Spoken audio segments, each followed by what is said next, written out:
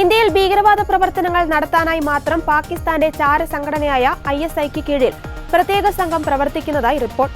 S1 എന്ന പേരിൽ അറിയപ്പെടുന്ന ഈ യൂണിറ്റിന് 1993 മുംബൈ സ്ഫോടനങ്ങൾ മുതൽ പഹൽഗാം ഭീകരാക്രമണത്തിൽ വരെ പങ്കുണ്ടെന്ന് ഇതുമായി ബന്ധപ്പെട്ട വൃത്തങ്ങളെ ഉദ്ധരിച്ച് NDTV റിപ്പോർട്ട് ചെയ്തു. അതിർത്തി കടന്നുള്ള ഭീകരവാദത്തിന് എല്ലാ പിന്തുണയും നൽകുന്നതിനായാണ് S1 യൂണിറ്റ് പ്രവർത്തിക്കുന്നത്. സബ്വേഷൻ എന്നതിന്റെ ചുരുക്കപ്പേരായാണ് S1 ഉപയോഗിക്കുന്നത്.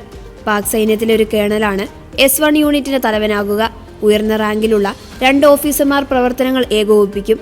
ഗാസി 1, ഗാസി 2 എന്നിങ്ങനെയാണ് ഇവരുടെ കോഡ് നെയിമുകൾ എന്ന് NDTV റിപ്പോർട്ടിൽ പറയുന്നു. ഇസ്ലാമാബാദിലാണ് S1 യൂണിറ്റിന്റെ ആസ്ഥാനം. മയക്കുമരുന്ന് വ്യാപാരത്തിലൂടെയുള്ള പണമാണ് ഇവർ ഭീകരവാദ പ്രവർത്തനങ്ങൾക്കായി ഉപയോഗിക്കുന്നത്. ബോംബുകൾ ഉൾപ്പെടെ എല്ലാവിധ സ്ഫോടക വസ്തുക്കളും നിർമ്മിക്കുന്നതിൽ വിദഗ്ധരാണ് S1 യൂണിറ്റിലെ അംഗങ്ങൾ.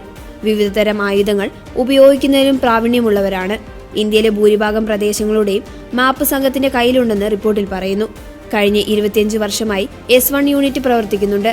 എന്നാൽ ഇന്ത്യയുടെ സുരക്ഷാ ഏജൻസികൾക്ക് ഈ അടുത്തു മാത്രമാണ് S1 യൂണിറ്റിന്റെ എല്ലാവിധ പ്രവർത്തനങ്ങളെക്കുറിച്ചുള്ള വിശദമായ വിവരം ലഭിക്കുന്നത്.